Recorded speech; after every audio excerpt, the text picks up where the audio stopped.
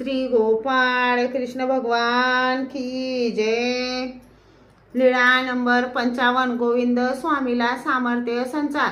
सर्वज्ञांचे नांदेडला वास्तव्य होते। त्यावेळी तेथे विष्णू स्वामी आपल्या गोविंद नावाच्या शिष्यासह राहत होते।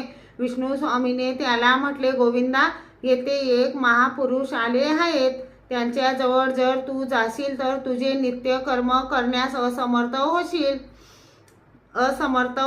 ते आपल्या शिष्याला सर्वज्ञांकडे जाऊ देत नसत। एके दिवशी सर्वज्ञ भाव तीर्थाच्या पिंपळाखाली बसले होते।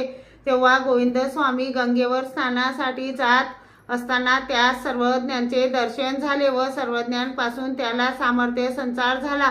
मग सर्वज्ञांजवळ आले, दंडोते घातली, श्रीचरणा लागला आणि विनंत कदर होऊन सर्वज्ञांजवळ बसले। थोडा वेळ होते आणि निघाले। निघताना सर्वज्ञांनी सांगितले, आम्हापासून तुम्हाला जे झाले ते कोणालाही सांगू नका। विष्णू स्वामीने जरी विचारले तरी त्यांना असे सांगा की हे आम्हाला तुम्हापासून झाले, तर जर त्यांच्या पुढे तुम्ही आमचे नाव सांगाल तर आम्ही तुम्हाला पुन्हा दर्शन देणार नाही। नंतर ते गेले। त्यांचे नित्य कर्म सर्वच प्रतिबंध झाले। हे पाहून विष्णू स्वामी बरे वाईट बोलू लागले, हे काय झाले? या गोविंदाला आता आम्हाला नमस्कार सुद्धा करीत नाही।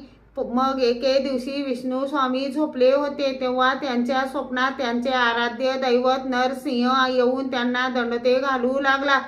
ते लगबगीने उभे राहून म्हणू लागले, हे काय, तुम्ही मला का बरे दंडोत घालीत आहात? तेव्हा नरसिंहाने सांगितले, तुम्ही आमच्या दंडोताची अपेक्षा करीत आहात ना, म्हणून आम्ही तुम्हाला दंडोत घालीत आहोत। त्याने सांगितले, मी तुमच्या दंडोताची कशी अपेक्षा करेन? तेव्हा नरसिंहाने म्हटले, तुम्ही गोविंदाच्या दंडोताची अपेक्षा करीत आहात तर गोविंद तो मी असे स्वप्न पाहिले व सावध झाल्यावर सकाळीच ते गोविंद स्वामीला दंडोत घालू लागले।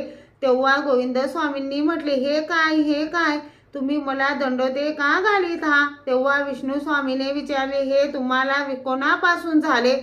गोविंद स्वामीने म्हटले, हे आम्हाला तुमच्यापासूनच झाले। त्याने म्हटले, हे मलाच नाही तर मग तुम्हाला माझ्यापासून कसे बरे होईल? एवढ्याने गोविंद स्वामी अडले।